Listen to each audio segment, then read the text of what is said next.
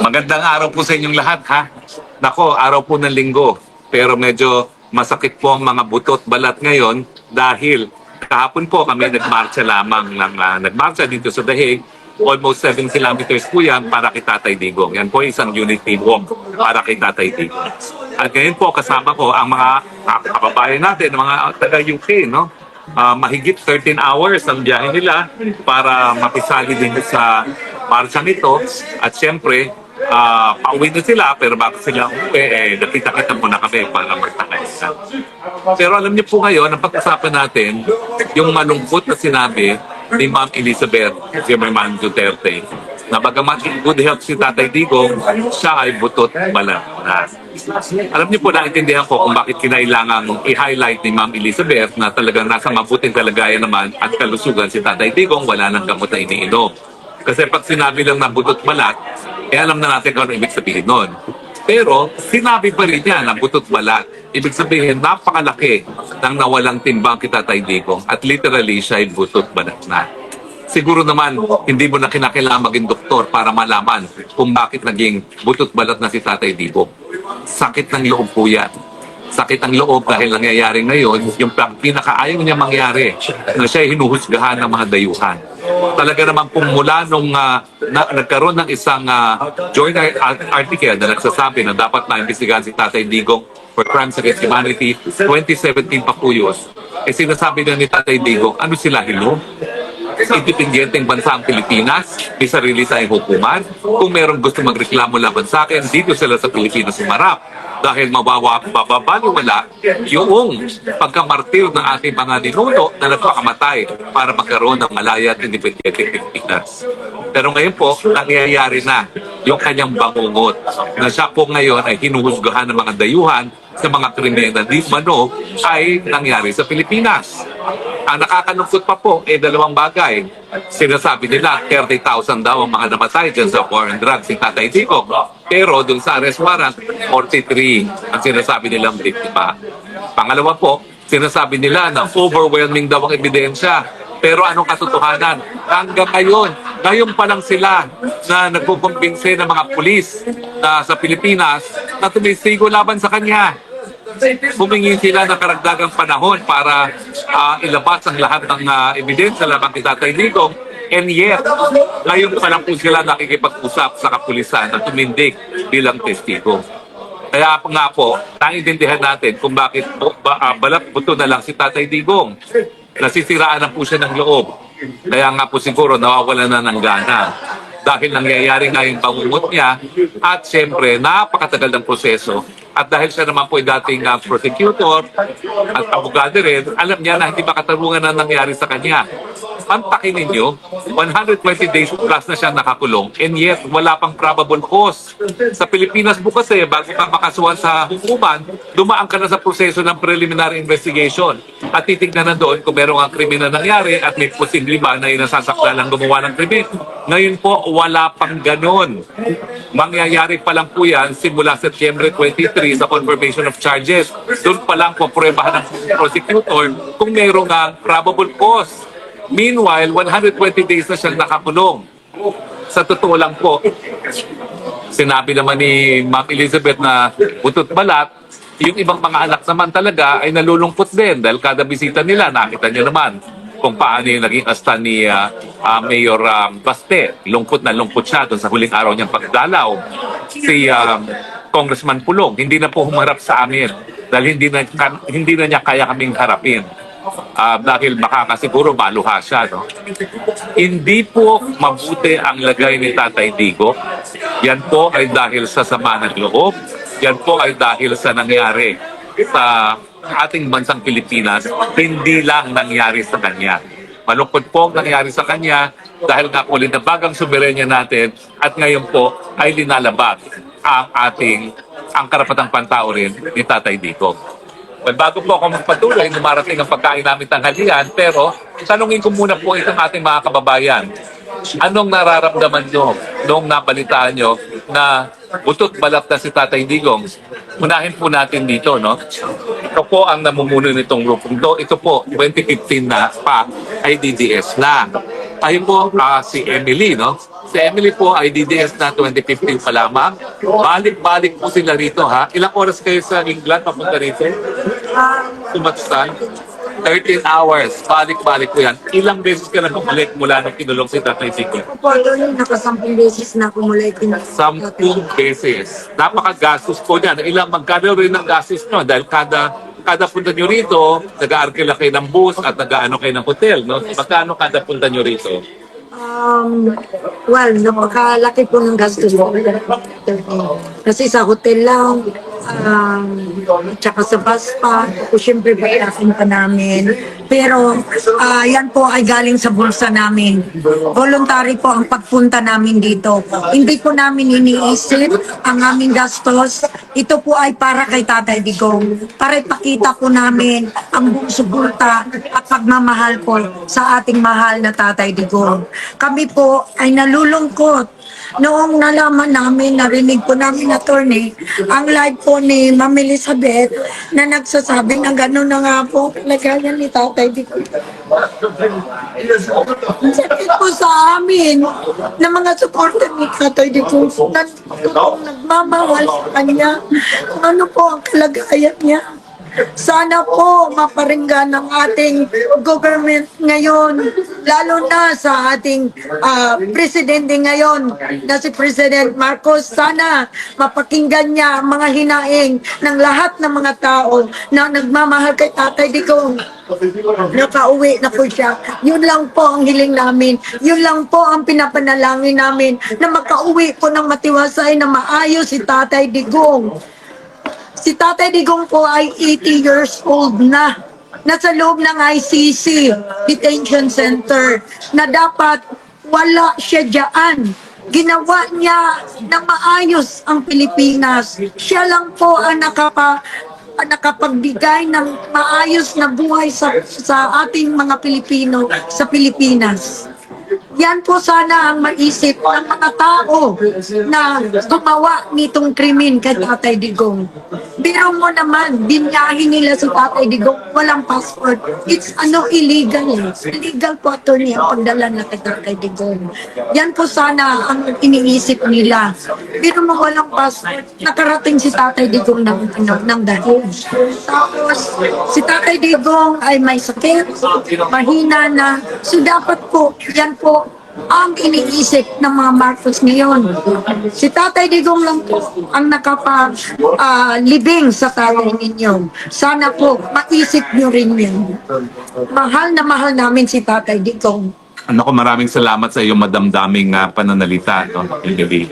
Pero alam nyo, ang katunayan yan, ang malungkot, hindi lang nalinabag nga yung karapatang pantao ni Tatay Digong. Pero malungkot, siguro, akala ng mga Marcoses, dahil pinakulong nila si Tatay Digong, magtatagumpay sila sa kanilang kagustuhan na manatili sa pwesto forever. Marcos Part 2, Marcos forever. Pero hoy, Junior, sa tingin mo kung may mangyari kay Tatay Digong sa dahig, dahil sa ginawa mong pangingid na papapunta sa kanya, magtatagal pa kayo? Magdasal ka na tumaba muli si Tatay Digong dahil pag siya'y patuloy na pumayat at may mangyari sa kanya, tapos na ang inyong pamilya. Kung nung una, kayo'y nakapunta pa ng Hawaii, baka hindi na kayo makaalis ng Pilipinas at magharumintado na ang Pilipino. Hindi ko sinasabi na gawin yan ng ating mga kapwa Pilipino. Pero hindi po imposible yan. Nakabatuhin na kayo ng mga taong bayan pag minangyari kay Tatay Digong dito sa dahig. Mali kayo kung sa akala ninyo na wala ng problema sa inyo sa pamamagitan ng pagkikidnap nyo papunta ng dahig si Tatay Digong.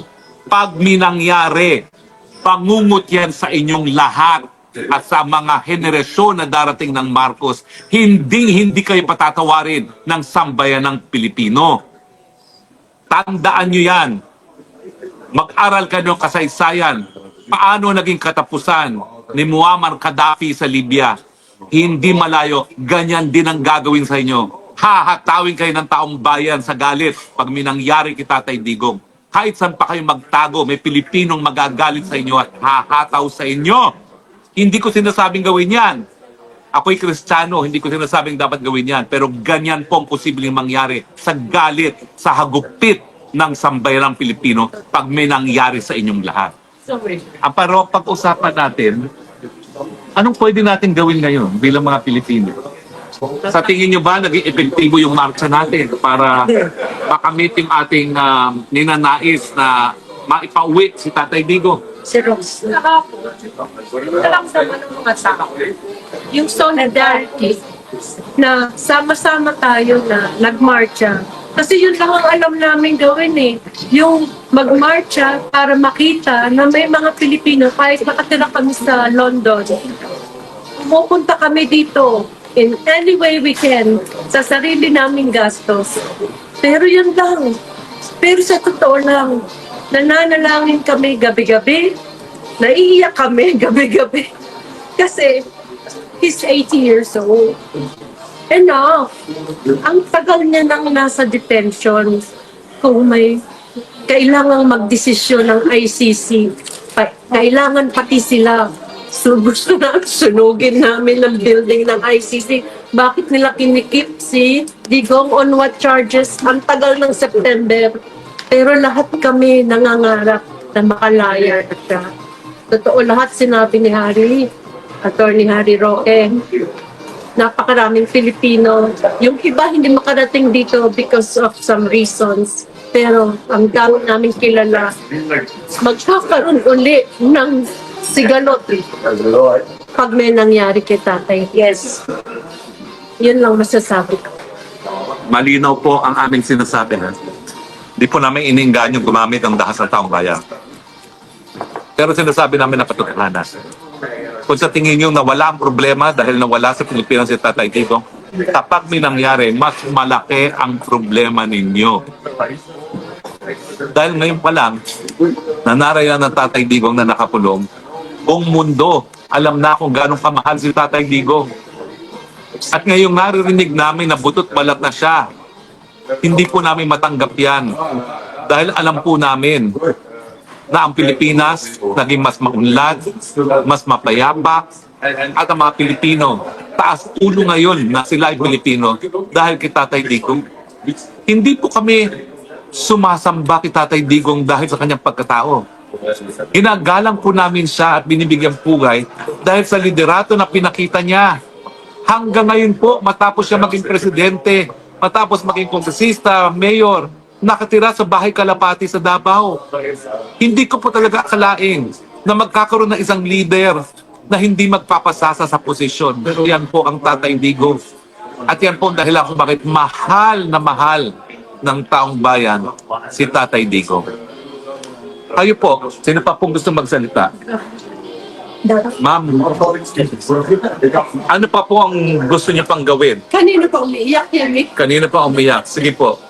Po, kami po from London, nung una namin pong malaman na si Tatay Digong ay na illegally na kidnap, sobrang lungkot po namin. That's why, kasi nakatutok po kami nung March 11 po eh. Yung March 11 po, nakatatak na po sa utak namin yung ginawa nilang pambabastos kay TRRD na dati nating presidente. Pati yung pambabastos niya sa pamilya na walang nakinig sa mga pakiusap nila habang kinikidnap siya. So nung marinig po namin yun sa UK, nag-usap-usap po kami talaga na kailangan namin makarating straight away. Kaya after March 11, pumunta po kami ng Den Haag ng March 23 para maibigay po namin yung suporta namin kay PRRD from UK. March 11, na-meet namin si Vicky Sara, sila Spokes Harry, Senator Robin. And then after that, para nagpahinga lang kami ng 5 days sa UK balik na naman kami ng birthday ni Tatay Digong noong March 28. Kasi gusto namin na kahit hindi namin nakakita si Tatay Digong personally, andun yung support namin. So from then on, like me personally, 5 times na ako nakarating sa Den Haag. With our own money, time and effort just to show our support. And also we do prayer every day para si Tatay Digong. Nandun pa rin yung kanyang strong spirit na someday, hopefully, makuha niya yung tunay na hustisya niya. Kahit alam natin na ginigipit siya ng ating sariling gobyerno sa Pilipinas. So hopefully, maraming makinig sa kanya. Kahit yung mga taga-ICC, maging patas naman sila sa gagawin nilang judgment sa kanya. At saka gusto rin namin maipakita, gusto rin namin, idadasal namin na yung mga nag-a-accuse sa kanya, ng mga kanyang mga kasalanan, sana maisip naman nila kung talaga bang may kasalanan si Tatay Digong sa kanila or kasi 'di ba alam naman natin na marami diyan na impluwensyahan lang kasalita sila na hindi naman totoo. So sana mag-speak up din sila kung sino yung mga tunay na natulungan ng legacy ni PRRD against drugs, illegal drugs. Alam natin maraming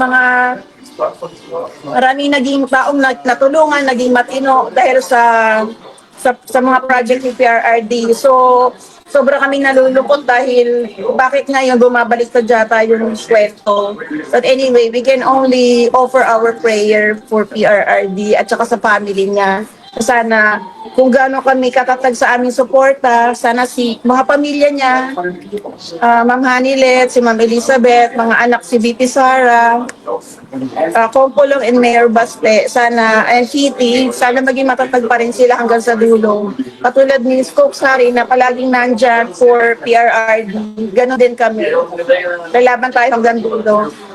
Duterte pa rin, Pilipinas, Duterte pa rin. Thank you. Salamat po. Alam niyo po, tinatanong ko kung meron pa akong dapat na ginawa para maibsan itong kagdurusa ni Tatay Digong. Napaka-frustrating po sa akin. Ako yung kauna-unahang Pilipino na nakapasok sa roster ng ICC List of Lawyers, pero hindi ko po siya madepensahan. Dahil ako mismo hinabol ng mga pangak dyan sa bansa. Ang hearing ko nga po sa 15, kauna-unahang hearing. Hindi na po ako kumuha ng abogado, ako nagtatayong abogado para sa akin sarili.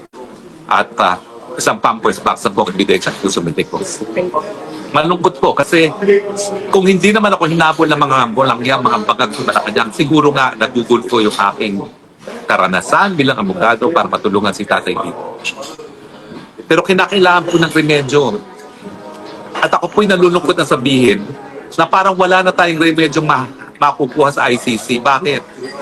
Ang ICC po ngayon, ang pinaglalaban, yung manatili sila bilang isang hukuman. Dahil bukod po kay Tatay Digong, wala na silang linilitis na kaso. At yung huling pagpupulong ng mga bansa na miyembro ng ICC, yung tinatawag na Assembly of State Parties, pinag-usapan na kung dapat magpatuloy ang ICC dahil wala naman sila mga huling mga akusado.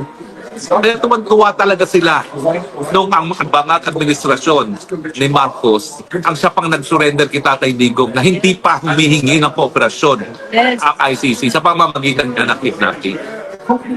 So ako palagi ko tinatanong, meron pa ba ako nagawa? Ang problema po, hindi ako pamilya. Hindi ako nagdidesisyon. Kailangan tanggapin lang po ang desisyon nila. All I can say is recommend. At ngayon po, recommend ko, kinakailangan na po ng ibang remedyo. Gamitin na natin ang karapatang pangtao bilang susi para mapalaya si Tatay Digong dahil inabag ang karapatang pangtao, hindi po pwede ang kidnapping maging dahilan para magpatuloy ang trial sa ICC. Dahil pagdating sa ICC, sa tingin ko po, dihado tayo dyan.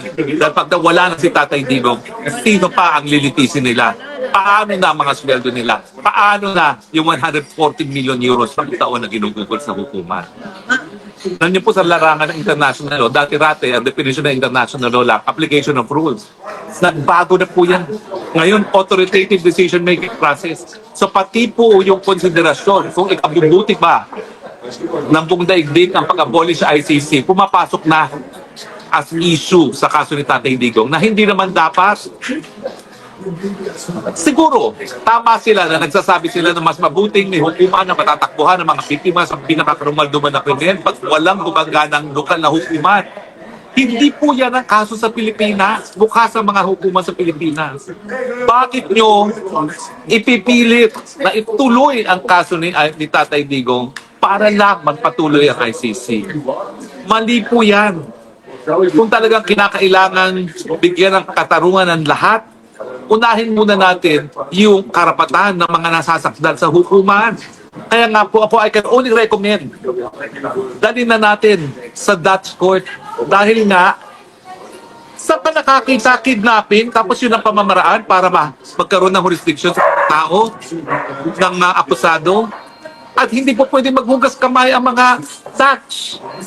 Nakakulong siya sa presong Dutch. Binabantayan siya ng mga Dutch na mga gwardya.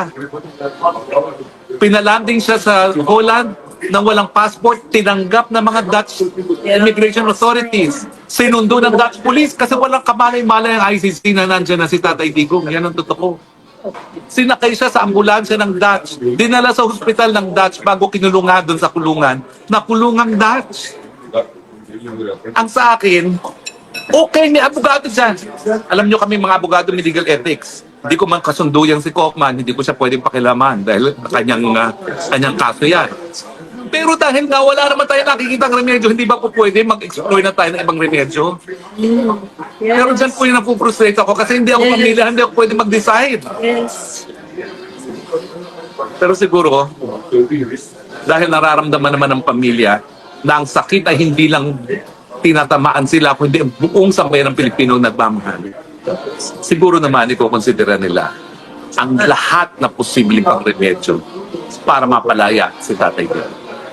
Pero ngayon po ako, talagang tinatanong, meron pa ba akong dapat ginawa para makatulong kay Tatay Digong? Ganong hindi naman ako.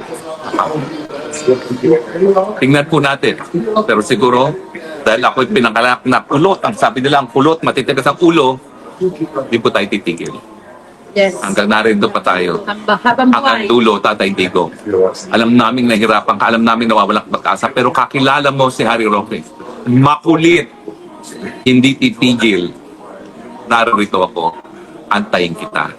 Sasamahan kitang inuwi. Hang in there, Tatay Digong. Dami nagmamahal sa'yo. Huwag ka mawalan ng pag-asa. Mahal ka namin. At naniniwala ko na naniniwala ka rin sa Panginoon na nakita niya ang mabuting nagawa mo, lalong-lalo na sa pagkakaroon ng kapayapaan sa ating bayan. Sensya na po, medyo emotional ngayon, pero maraming salamat sa inyong patuloy pagtangkilik. Pagdasal po natin ang Tatay Digong. Prayers move mountains. Amen. And let us ask God, please Lord, do not take away our Tatay Digong at a time when the nation needs Him the most. Salamat po. Hanggang sa muli. Ito po yung Spokesman Bayan. Duterte forever.